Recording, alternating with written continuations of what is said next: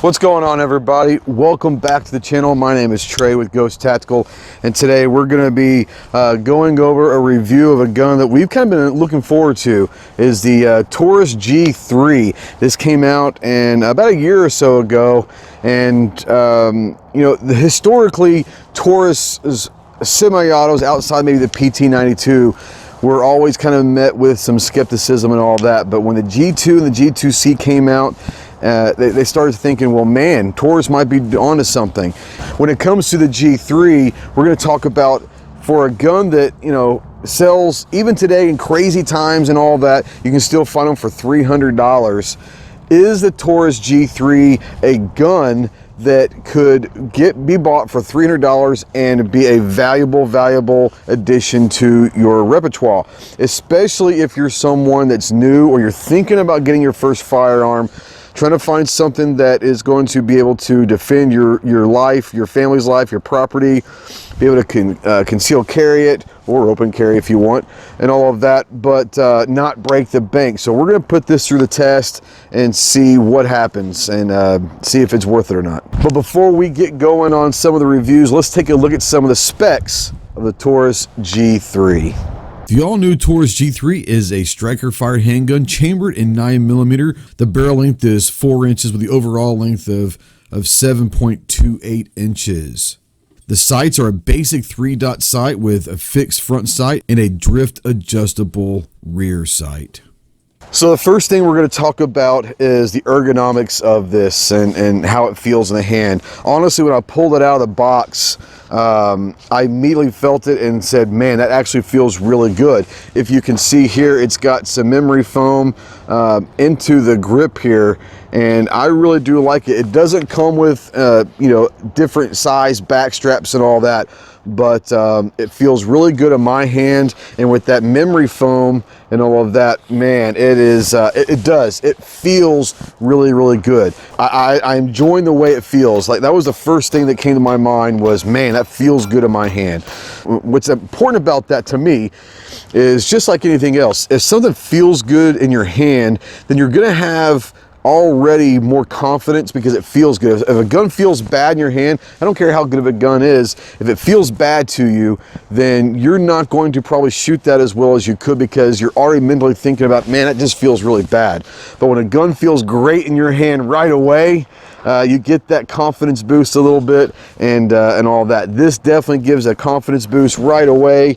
It feels great in the hand. I love the foam inserts on the grip and all of that. So as far as feel, I'm definitely gonna give it a thumbs up. All right, so the next thing we're gonna discuss is the trigger. The trigger is, it is what it is. It's not the worst trigger by far that I've ever had. It's a good trigger, especially for a $300 gun. I would say it's an above average trigger for a $300 gun. Is it a little squishy? Yeah, the take up on it is pretty substantial. You know, so if I can pull it in there for you, pretty substantial. But when it hits that wall and you actually get to break it, it's pretty crisp. Okay, it is a pretty crisp trigger. There's some grit to it a little bit, but you know, you can't expect it to be an aftermarket race trigger for a $300 gun. Will it work itself out after a couple 300 rounds? We're gonna find out. But what I like about it is the reset is relatively short. Let's try it again. So it's relatively short. It does help for people that like to shoot from reset to get quicker shots maybe on target. The reset's not bad at all. It really isn't. Like I said, a little squishy, take up is a pretty good travel on that take up, but once you hit that wall and it breaks, it is a pretty clean break, so it's not bad at all for a $300 gun. One of the things that I love about this gun is this is going to end up being probably your dry fire gun, if you guys like to dry fire.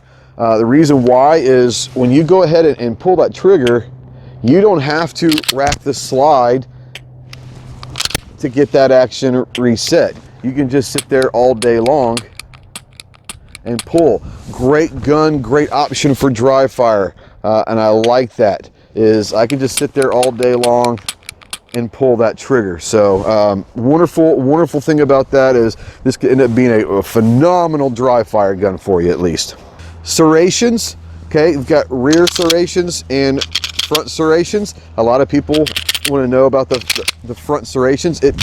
They do have front serrations on there, so you're going to have both rear and front serrations, which is nice. I like it.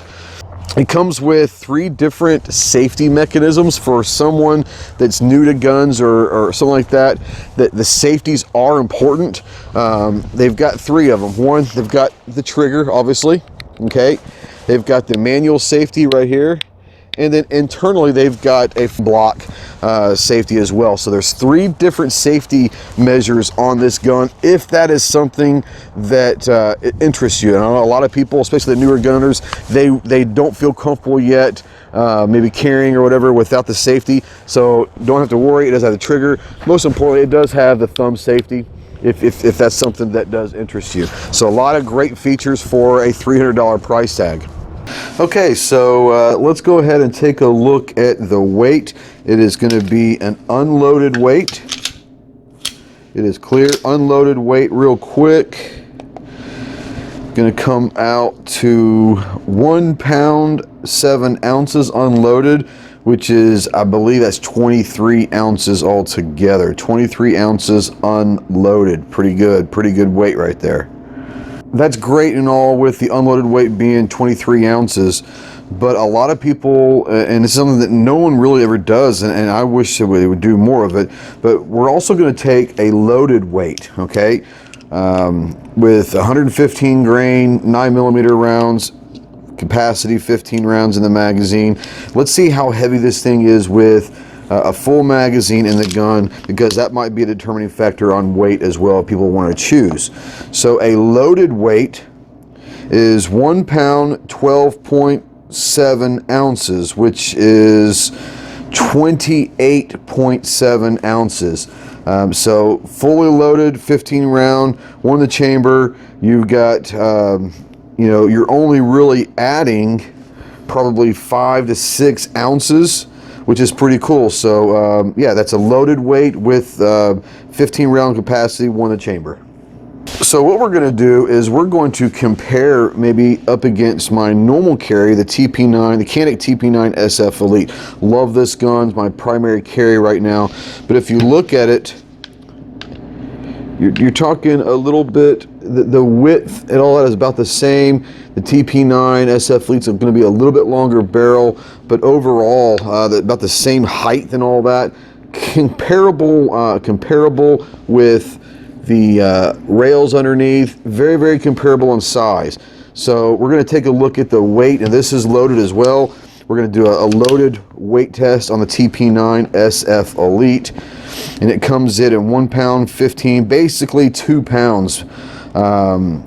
Basically exactly at 2 pounds. So this is going to be a little bit heavier gun than the Taurus, fully loaded as well. So there you go. So the next thing we're going to do right now is test the trigger pull weight. So we've got our trusty Lyman gauge here. So let's go ahead and see. Comes out to 4 pounds 15.2 ounces, so basically right at a 5 pound pull. And this is after about 100 rounds being shot in it, so we haven't gone and done the extra 100 rounds yet. All right, so we're going to do a test that I've actually never seen done before, but I think is a very relevant test right now in today's society with so many new gun owners, maybe women and maybe some older people that have a difficult time racking slides, and they always say, well, I'd rather have someone that has maybe a little easier way to rack the slide. So we're going to do a test with the alignment again, and we're going to go ahead and lock it back just because it's hard to do it. But what we're going to do is, at this point, we're going to unlock it and pull and see what the pull weight of that slide is. All right, so here we go.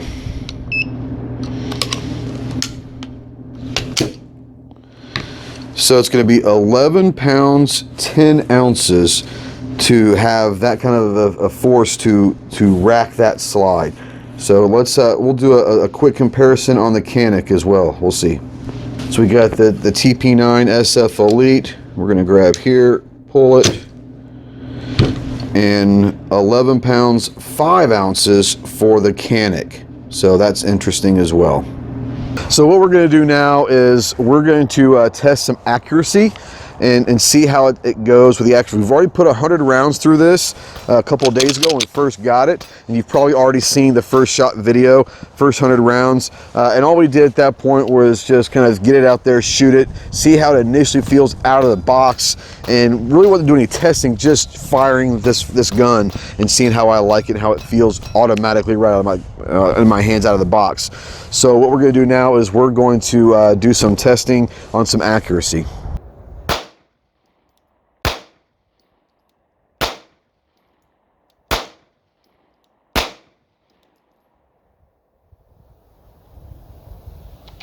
Okay, so as you guys notice, first few shots here, we're pretty good. We went down here to the eye to kind of get some other spaces. Had a little flyer here. I'm not that good. Came in here, but yeah, if you're looking at accuracy at 21 feet, which is where we were shooting. Now we were shooting obviously without a rest and was unsupported because that's how most people are going to be shooting. They're not going to be shooting from a rest and all that. So we went ahead and tried it. And so yeah, I was aiming right there in the middle of the forehead, and for the most part I'll take that grouping all day long. The second one I was aiming kind of here at the eye, and I'll take that all day long as well.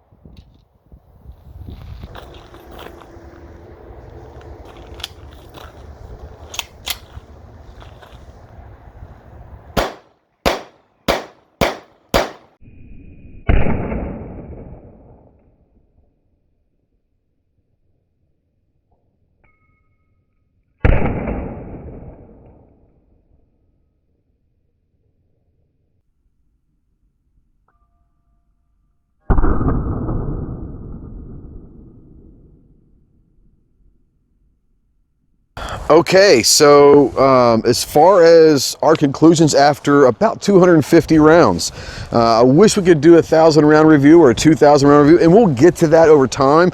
But obviously with the craziness with ammo and prices and all that, 1,000 round review is going to turn into about a 200 round review and all that. Now we will eventually get to 1,000 rounds. I just didn't want to do it right away and kind of blow 1,000 rounds of ammo right off the bat. But we'll get to it eventually, and obviously there'll be another video when we get out there. But as far as the first 250 rounds, the quote-unquote, maybe the break-in period for this gun, I'm very, very impressed. Once again, how it feels in my hand, it sets it off right away. Love the feeling of this gun. Really do enjoy it.